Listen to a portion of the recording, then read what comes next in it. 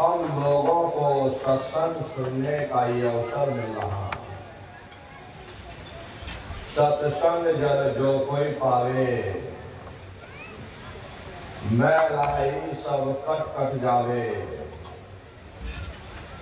ये सत्संग है, ये कोई कथा और कीर्तन नहीं, किस्से और कहानियां नहीं,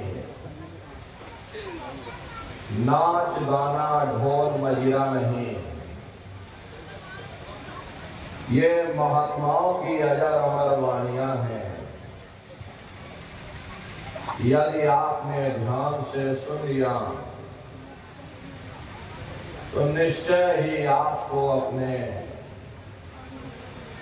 मानव जीवन के उद्देश्यों के बारे में पता चलेगा कि आखिर मनुष्य शरीर हमको क्यों मिला है, क्या इसका उद्देश्य है, मरने के बाद हम कहाँ जाएंगे, हमारे बाल बच्चे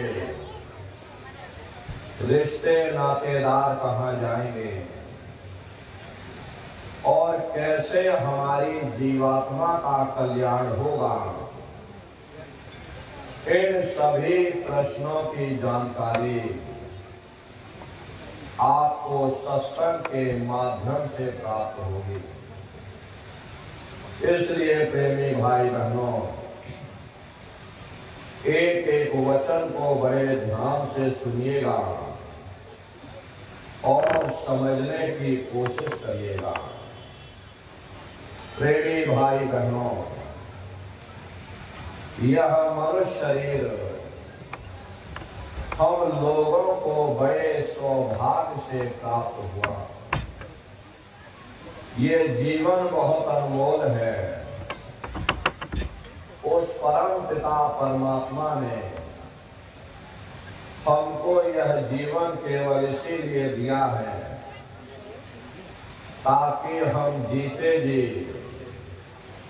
उस प्रभु की भक्ति करके अपनी जीवात्मा का कल्याण करा सके। ये 5 तत्वों का पुतला, ये पंच भौतिक शरीर हम लोगों को एक निश्चित समय के लिए मिला हुआ। एक निश्चित समय को हम आप नहीं जानते हैं, किंतु जिसका ये मकान है, जिसका ये शरीर है, वो अवश्य ही जानता है। और समय पूरा हो जाने पर मकान मालिक जबरदस्ती उस मकान को खाली करवा देगा। उस समय न जमीन जायदाद काम आएगी, ना ये धन संपत्ति काम आएगी। जीवात्मा को निकाल करके इस शरीर से बाहर कर दिया जाएगा। ये शरीर हमारा आपका यही जमीन पर गिर पड़ेगा, क्योंकि जीवात्मा के निकल जाने के बाद में ये शरीर सिर्फ एक माटी का पुतला है, उससे ज्यादा कुछ भी नहीं। आप इस मिट्टी के पुतले को ले जाकर शमशान भूमि पर जला करके राख कर दोगे। हमारा आपका नाम, हमारी आपकी जात और बिरादरी, हमारी आपकी शानो शौकत उसी शमशान भूमि पर जल करके राख हो जाएगी। इसीलिए महात्मा समझाते हैं कि भाई मिली नरदेह यह तुमको, बनाओ काज कुछ अपना और पचो मत आए इस जग में, जानियो रैन का सुपना। प्रेमी भाई बहनों, जैसे रात में हम लोग स्वप्न देखते हैं, हालांकि साथ ही उस समय पर हमें स्वप्न सच मालूम पड़ता है, असली प्रतीत मालूम होता है। लेकिन जब हम सुबह उठते हैं, जब हमारी आंखें खुलती हैं, तब हमें होश आता नहीं भाई हम तो स्वप्न देख रहे थे, ये सब भ्रम है। ठीक उसी प्रकार से ये दुनिया भी 10-20-100 साल का स्वप्न है। अब आप कहोगे हम जाग रहे, परंतु प्रेमी भाई बहनों, ऐसा हरगिज नहीं है। जिस दिन मौत का वक्त आएगा, हम आप रोएंगे, हाय हाय करके चिल्लाएंगे कि हाय हमने सारी जिंदगी यूं ही स्वप्न में गुजार दी। जागने का समय तो अभी आया था, जो कुछ करना था अभी करना था। लेकिन प्रेमी भाई बहनों, अब पछताए होत क्या जब चिड़िया चुग गई खेत। महात्मा प्रेम से जीवों को समझाते हैं कि भाई देह और गृह सब झूठा, भरम में काहे को फतना। ये घर बार हमारा अपना नहीं, अरे पराया देश है। ये सराय खाना है, ये मुसाफिर खाना है। ये शरीर भी तुम्हारा अपना नहीं, ये भी काल का पिंजरा है, किराए का मकान है, पराया मकान है। किसी को 40-50 साल के लिए मिला, किसी को 80-90-100 साल के लिए मिल गया। जितने जितने श्वास उस मालिक ने बख्शे हैं, उसे भुगतने के बाद में हमें शरीर को यही छोड़ जाना। श्वास दुधारा नित ही जारी, एक दिन खाली चाम। अरे प्रेमी भाई बहनों, एक तालाब पानी से चाहे कितना भी क्यों ना भरा हो, आप एक छोटी सी नाली काट कर खोल दीजिए, तालाब में छोटा सा छेद कर दीजिए, तो सारा पानी ही तालाब से बाहर निकल जाएगा। ठीक उसी प्रकार से हमारा ये शरीर भी श्वासों का भंडार है।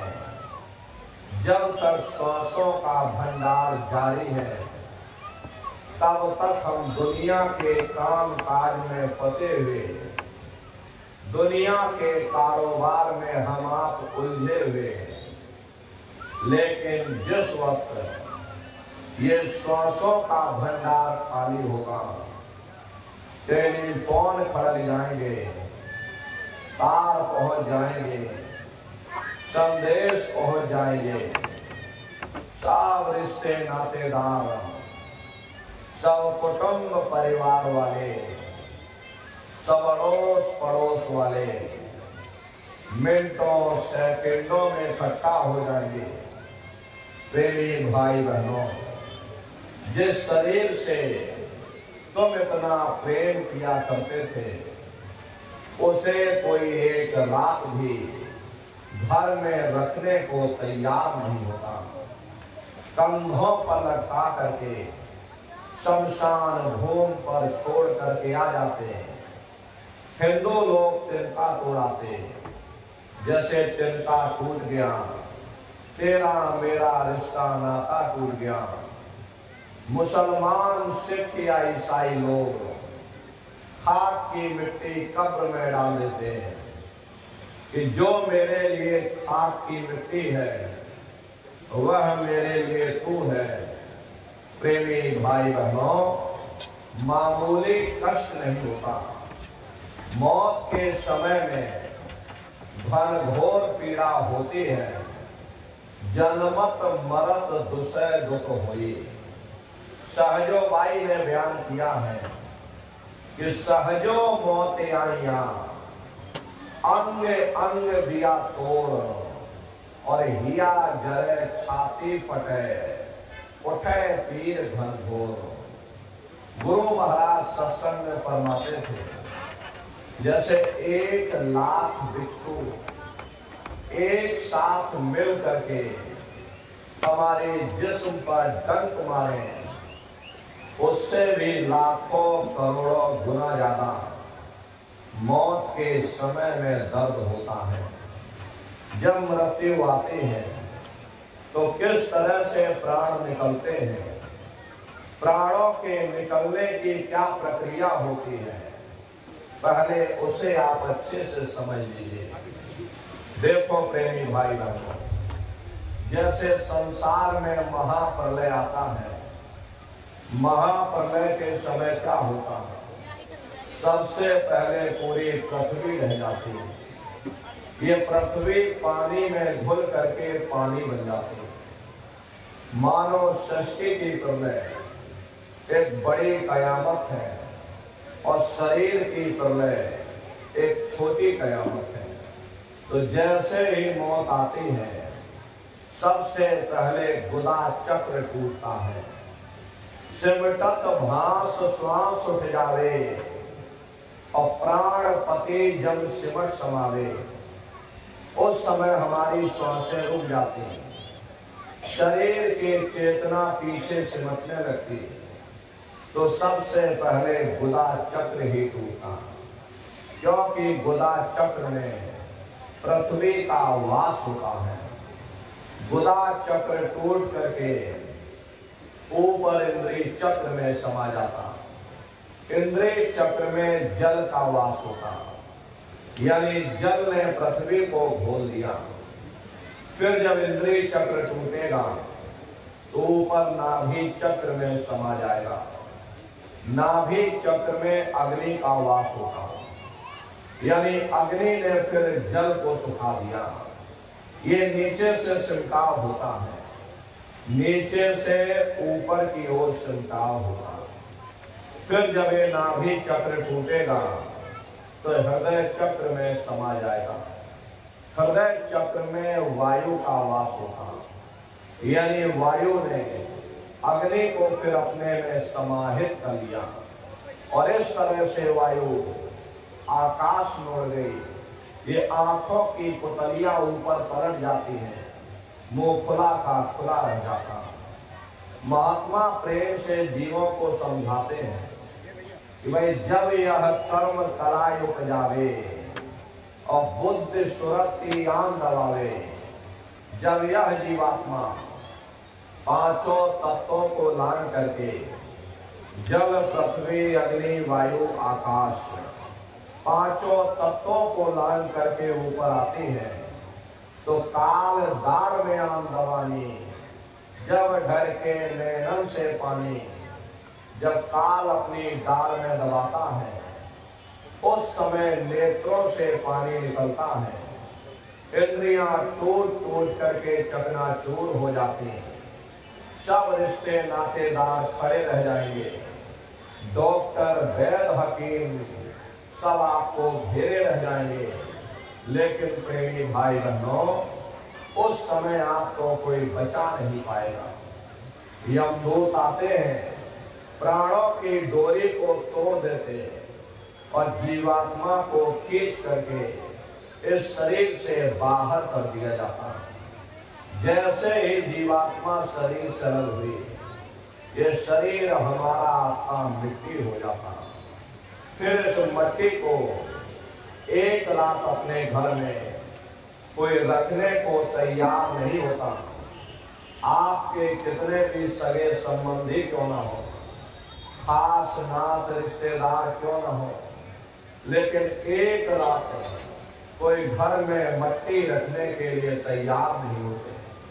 कहते भाई जल्दी करो जल्दी करो, अब इनकी शक्ल देखने में हमको डर लग रहा, जल्दी से बाजार से कफन खरीद के लाओ, जल्दी से लकड़ियां खरीद के लाओ, जल्दी से चिता तैयार करो, इनको घर में से जल्दी से उठा ले जाओ, वहीं शमशान भूमि पर जला देना।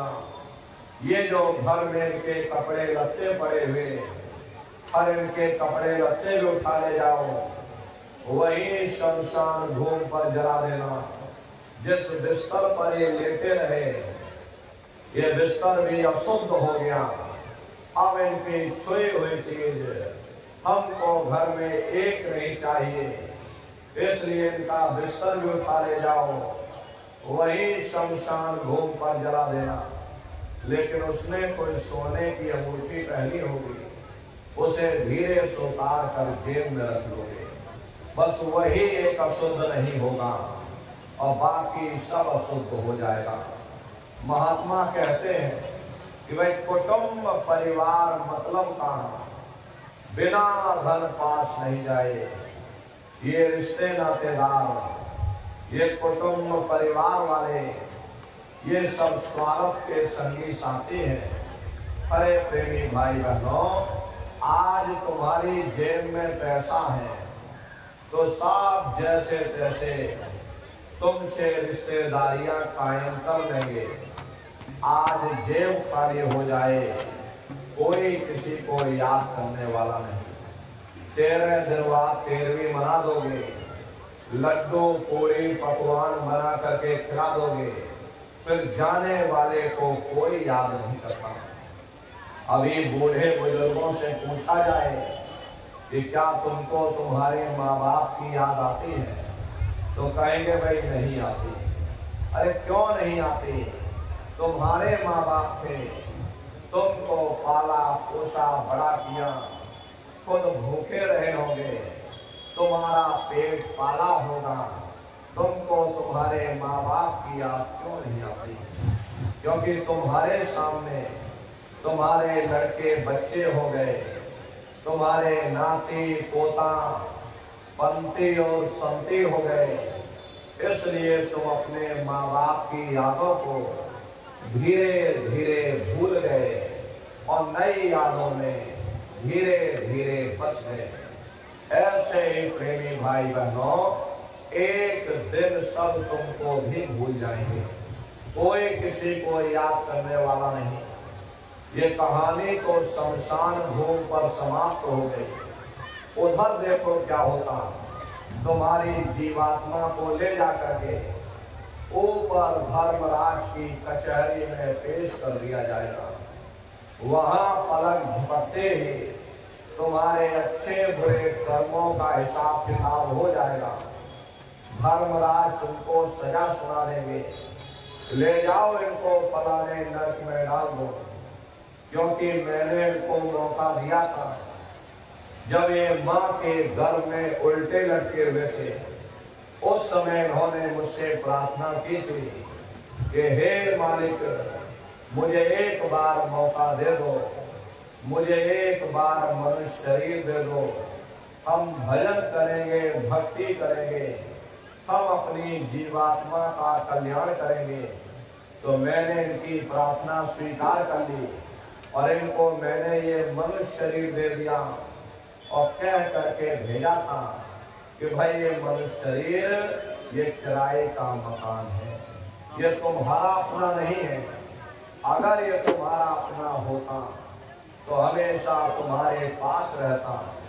ये तुम्हारा अपना नहीं, ये मैंने तुमको उस समय के लिए किराए का मकान दिया है।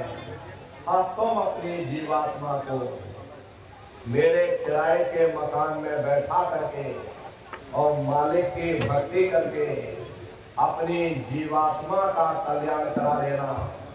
मैंने कुछ समय के लिए तुम सबको ये किराए का मकान दिया, जब समय पूरा होगा मैं अपने सिपाहियों को भेजूंगा, उस समय पर तुम मेरे मकान को खाली कर देना।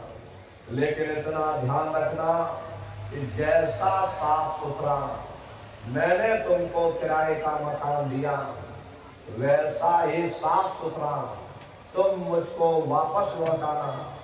लेकिन इस किराए के मकान में बैठ करके इन्होंने अच्छे बुरे कर्म कर डाले, मेरे किराए के मकान को इन्होंने अपने कर्मों से गंदा कर दिया, इसलिए कर्मों की सजा इनको मिलेगी।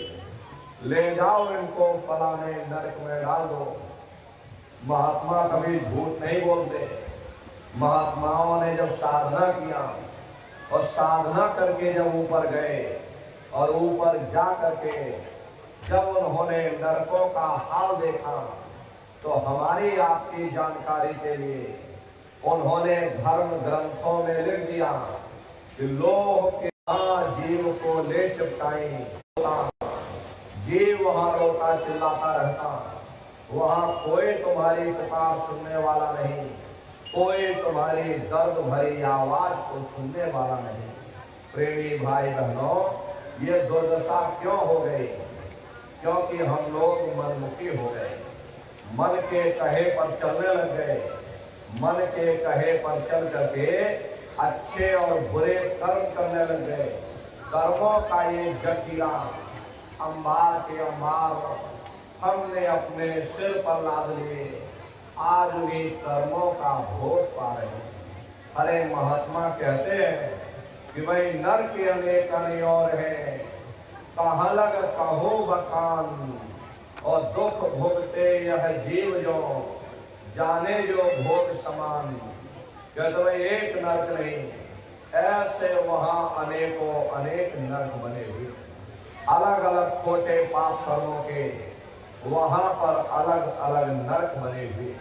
ये जीव अपने अपने कर्म के अनुसार अनंतों अनंत युगों तक, वर्षों की बात नहीं कर रहे, अनंतों अनंत युगों तक जीव नरकों की यातनाएं भोगता रहता, और नरकों की यातनाएं भोगने के बाद में इसी जीवात्मा को सीधे मनुष्य शरीर नहीं दिया जाता, बल्कि इसे 84 लाख योनियों में डाला जाता।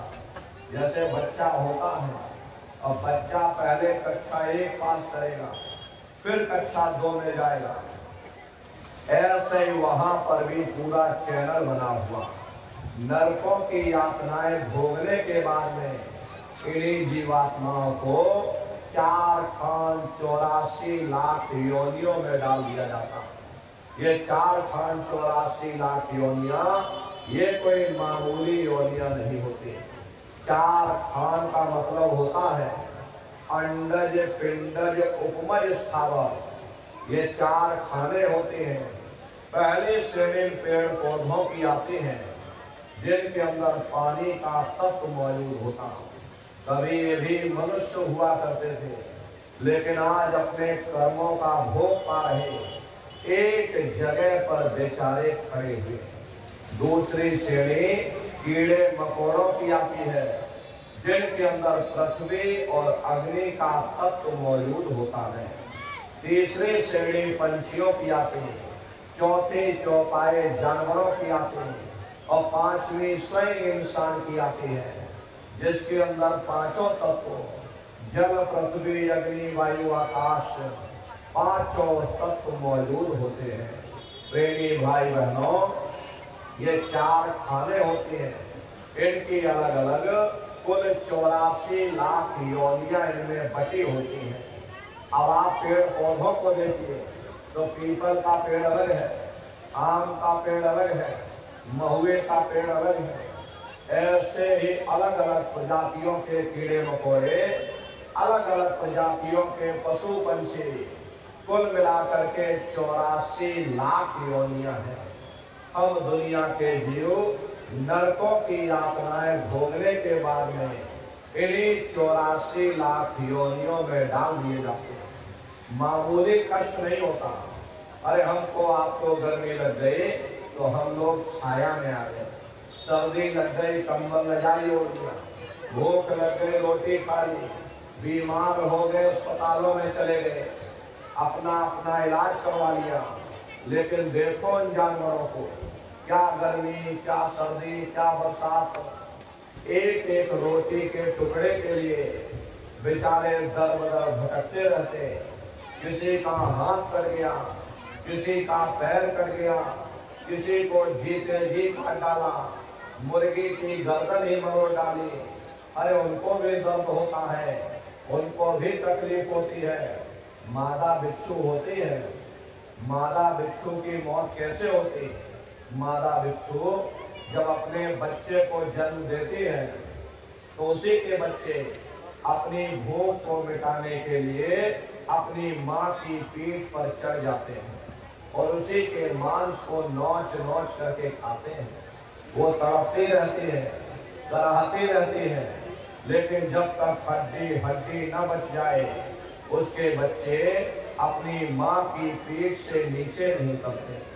ऐसे न जाने कितने जीव जंतु इस संसार में कष्ट सह रहे, कौन उनकी पुकार सुनने वाला? प्रेमी भाई बहनों, कोई सुनने वाला नहीं। अरे कई जन्म भय कीट पतंगा, कई जन्म भय मीन कुरंगा, कई जन्म पंखी सब कोइयो, और कई जन्म है वर देख जोयो। मिल जगदीश मिलन की वरिया, और चिरंकार यह देश सजरिया। करोड़ों करोड़ युगों से नरकों की यातनाएं भोगने के बाद में फिर हम लोगों को कभी कीड़े पतंगों की योनि में, कभी पेड़ पौधों की योनि में, तो कभी पशु और पंछियों की योनि में डाला जाता। प्रेमी भाई बहनों, 84 लाख योनियों की सबसे जो आखिरी योनि होती है वो गाय और बैल की योनि होती है। गाय स्त्री का रूप लेती है और बैल पुरुष का रूप लेते हैं। ये 84 लाख योनियों की सबसे आखिरी योनि यानी कि अंतिम पायदान होता है। उसके बाद तब जाकर के हम लोगों को दोबारा फिर से मनुष्य शरीर प्राप्त होता। इसीलिए कहा गया, बड़े भाग्य मानुष तन पाया, कोट जन्म जब भटका खाया। कोटान कोट जन्म जन्मांतरों तक अलग अलग योनियों में भटकने के बाद में तब बड़े सौभाग्य से हम लोगों को ये मनुष्य शरीर प्राप्त हुआ। बड़े से बड़े देवी देवता भी इस शरीर को पाने के लिए तरसते हैं, क्योंकि इसी मनुष्य शरीर में बैठ करके हम उस परमात्मा की भक्ति कर सकते हैं। लेकिन बड़े अफसोस की बात है प्रेमी भाई बहनों, जैसे किसी को हीरा मिल गया और उसे हीरे की परख नहीं, उसने हीरे को गधे के गले में बांध दिया। ठीक उसी प्रकार से ये मनुष्य शरीर उत्तम से उत्तम है, लेकिन इंसान इसकी कद्र नहीं करता। खाने पीने ऐसो इशरत में अपने कीमती समय को और श्वासों की पूंजी को बर्बाद कर देता। महात्मा प्रेम से समझाते हैं कि भाई बड़े सौभाग्य से तुमको ये मनुष्य शरीर मिला।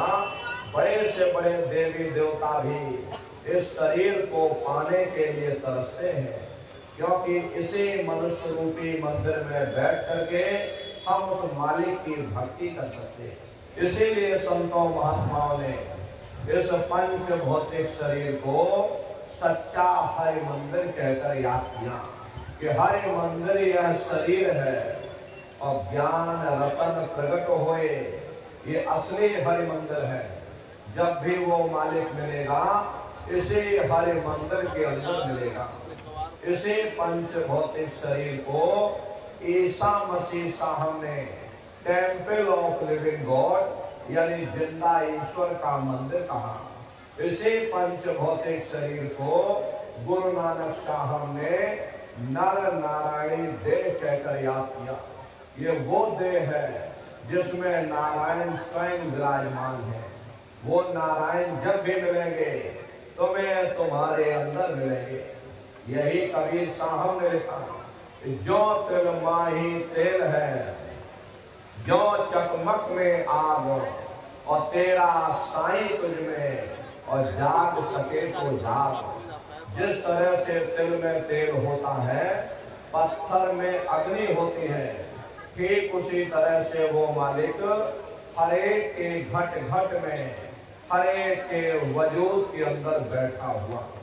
यही आपकी धर्म पुस्तकों में भी लिखा है कि अरे मोको का ढूंढे रे बंदे, मैं तो तेरे पास में और ना तीरथ में ना मूरत में, मैं तो हो विश्वास में। ना मैं तीरथ में मिलूंगा, ना मैं मूरत में मिलूंगा, ना मैं अन्य किसी कर्म कांड में मिलूंगा, ना मैं ग्रंथों में मिलूंगा, ना मैं पोथियों में मिलूंगा, ना मैं किताबों में मिलूंगा।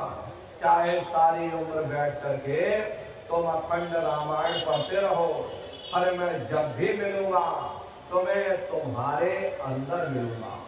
अरे नर नारियों, बड़ी सीधी सी बात है कि अगर खाना बनाने की किताब सारी उम्र बैठ करके पढ़ते रहोगे कि खाना ऐसे बनता है और खाना वैसे बनता है, खाने में नमक डाला जाता और खाने में तेल डाला जाता, तो कभी तुम्हारा पेट नहीं भर सकता। जब तक आप खाना बनाओगे नहीं, उसे खाओगे नहीं, कभी तुम्हारा पेट नहीं भर सकता। हम वेदों की निंदा नहीं करते।